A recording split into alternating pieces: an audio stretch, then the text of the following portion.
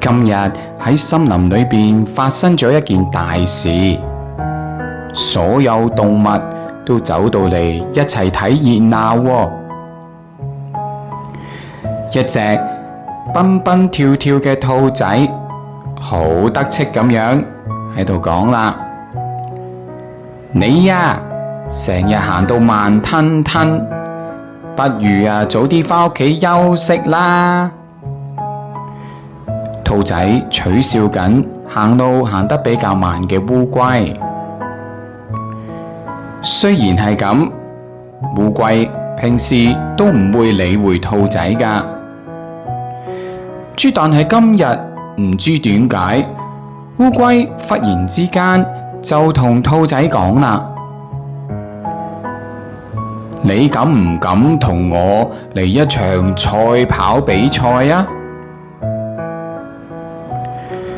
兔仔好大聲咁笑咗出嚟，哈哈哈哈哈！賽跑？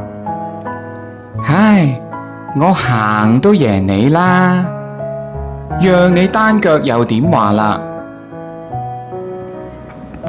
烏龜不慌不忙咁話啦：好啊，既然係咁，我哋就嚟一場賽跑比賽啊！於是乎，兔仔同烏龜一齊就揾咗雀仔嚟到做評判。嗱，等陣間我哨子聲一響呢，你哋就開始跑啦。接接接接接，一聽到雀仔嘅哨子聲呢，兔仔一馬當先，即刻向前飛奔啦。望返轉頭，烏龜呢，一步一步慢慢咁向前行。兔仔好得戚咁話啦：話咗㗎啦，唉，你咁嘅速度唔使旨意贏到我啦。烏龜並冇理會兔仔嘅恥笑，仍然好俾心機咁慢慢向前行啦。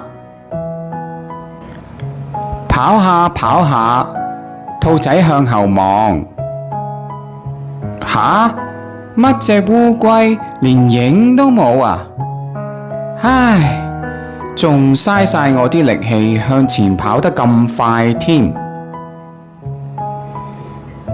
咁啱，兔仔旁邊有一棵大樹喎。呢個時候嘅太陽又喺正天空中間。兔仔就喺樹蔭下邊坐咗喺度休息啦。隻烏龜咁慢，我唞下先都得啦。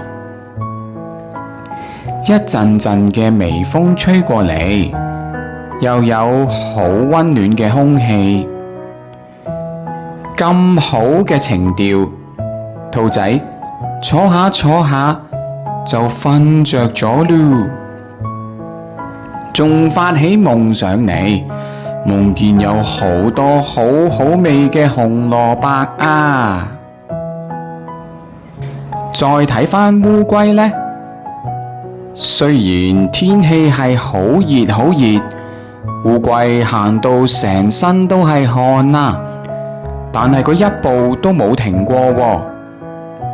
太陽伯伯睇到烏龜咁辛苦，都覺得好傷心，佢都好希望烏龜可以加快腳步，但係烏龜並冇放棄啊，佢仍然堅持繼續向前行。行咗冇幾耐，烏龜望到有個熟悉嘅身影，仲聽到一啲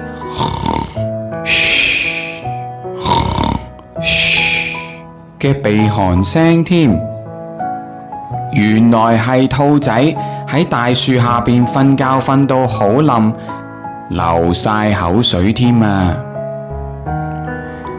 烏龜見到佢並冇停低，仲係好努力咁繼續向前行，一啲都冇理會到嗰隻瞓覺瞓到好冧嘅兔仔啊！太陽伯伯呢個時候開始笑起上嚟啦，佢覺得烏龜有機會贏到兔仔啦。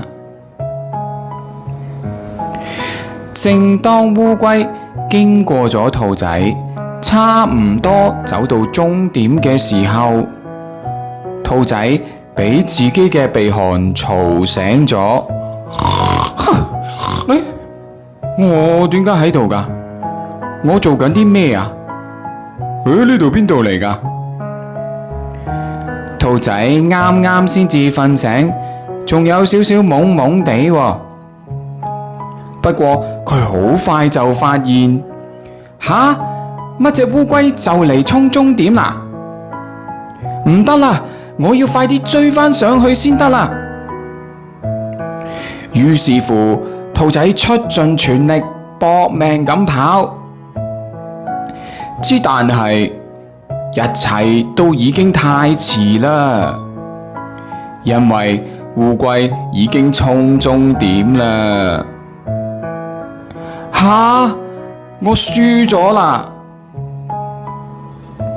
呢個時候，烏龜本來可以出返一啖氣去笑兔仔嘅，但係佢冇咁做到，反而佢同兔仔講啦，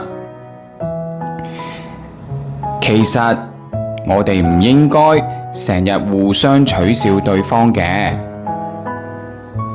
嗱，你而家知道，其實我都可以同你一齊賽跑㗎。